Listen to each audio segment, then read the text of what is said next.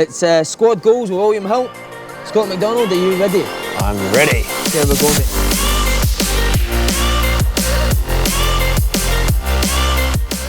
mate. Couple. Big Jim Hamilton at Motherwell. Oh, yes. He was brilliant. As a target man, probably underrated a little bit for what he did for me. Helped me progress.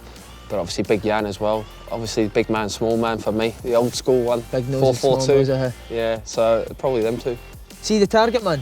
Do you think they feel a bit undervalued that you get all the moves and they keep setting you? I don't know, Jim got some amount of moves. He had more clubs than Jack Nicklaus in the end, I think. And Big Jan did all right himself, so no, I think they were both cool.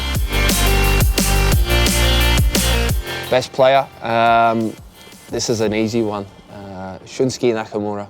The guy, oh, absolutely. Just, I wouldn't say he's underrated, but I mean, his talents, you've seen him yourself. He would never give the ball away. You know, in tight situations as well, you think you can bully him and he would just manage to wriggle his way out, or he had a great way of using his body to always protect the ball, and he would take a foul or he'd some way wiggle his way out of trouble. How high could he have played? Oh, he could have played, top level, Premier League for me. Yeah. At the very top as well, you know, top 6 for me. You know, in the right team, he would have been exceptional. And still playing at 40, I think it is. Unbelievable. Does that surprise you, no? No, it doesn't, because he was such a professional. Always looked after his body. You know, he was forever in that ice bath up to his neck, wasn't he, every single day. And he was just the ultimate professional. Always doing extra as well. Makoto. The wee translator. He'd stand in the goal, just do that, wouldn't he? Just in the pigeons. I would have to say Grant Ledbetter, who I played with at Middlesbrough. He was at Sunderland and that as well, Yeah, was he? correct, yeah, played in the Premier League. I didn't know much about him till he came to us, and what a top footballer. I was actually at Middlesbrough the other week, and he's not playing as much as probably what he'd like at the minute at Middlesbrough as well, but it's just his ball retention and his vision. He was a brilliant player to play with. I enjoyed him. Best patter.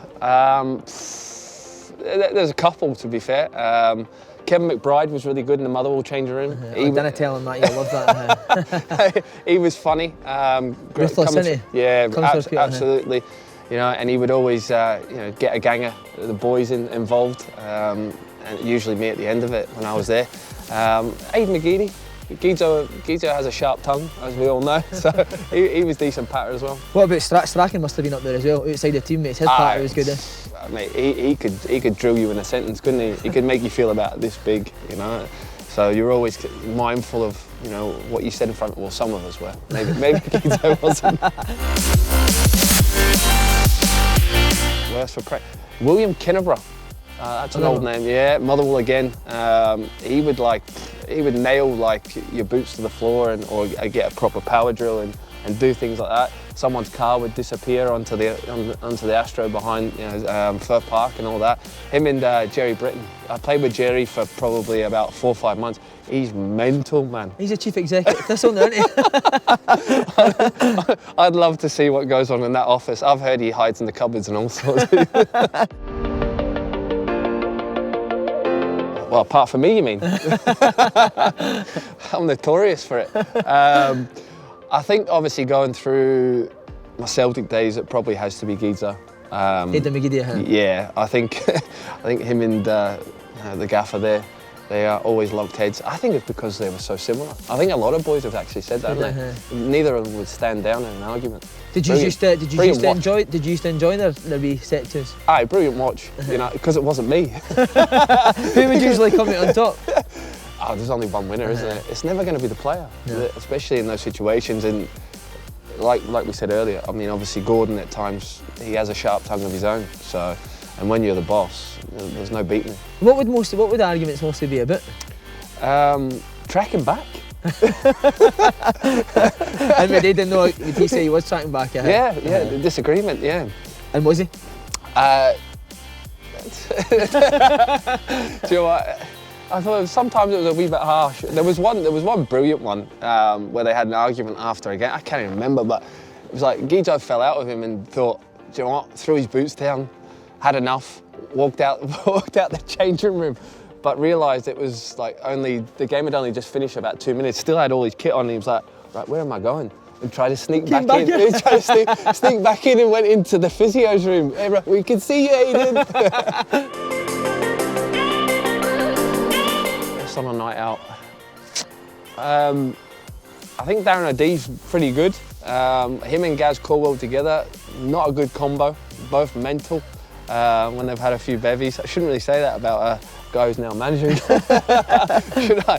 But no, they were decent patter on a night out. I'll give you one. What about Chris Killen? Do you know what, mate? I forgot.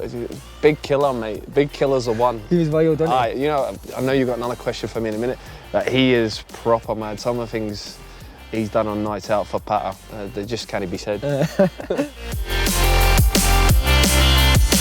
Worst gear, apart from you. I was in the jobby changing room, I wasn't your teammate. Worst gear. There's one that obviously always springs to mind. He wasn't my teammate, but everyone always tells me because he's a fellow Aussie, Jackson Irvine.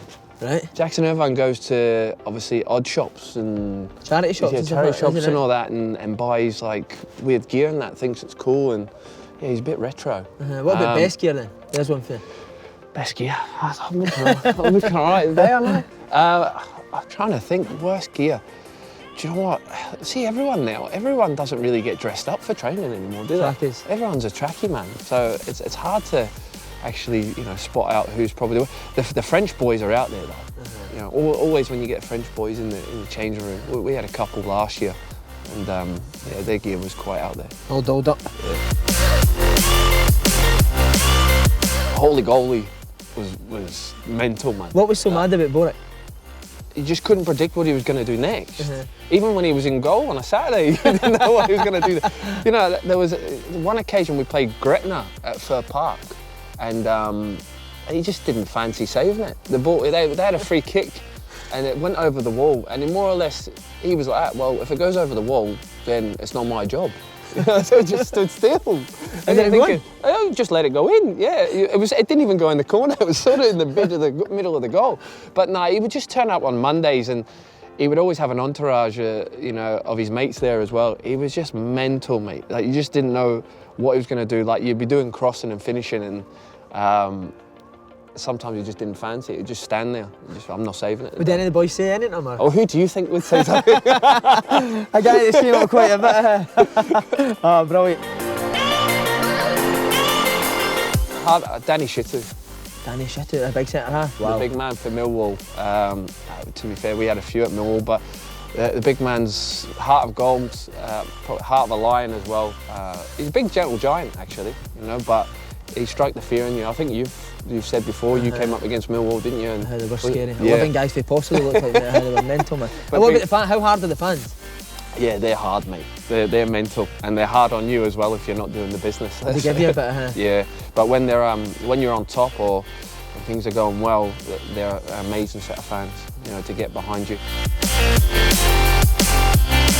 My dad, isn't it? Lee Gordon, he took me everywhere. I'd been everywhere with him. Highs and lows with him.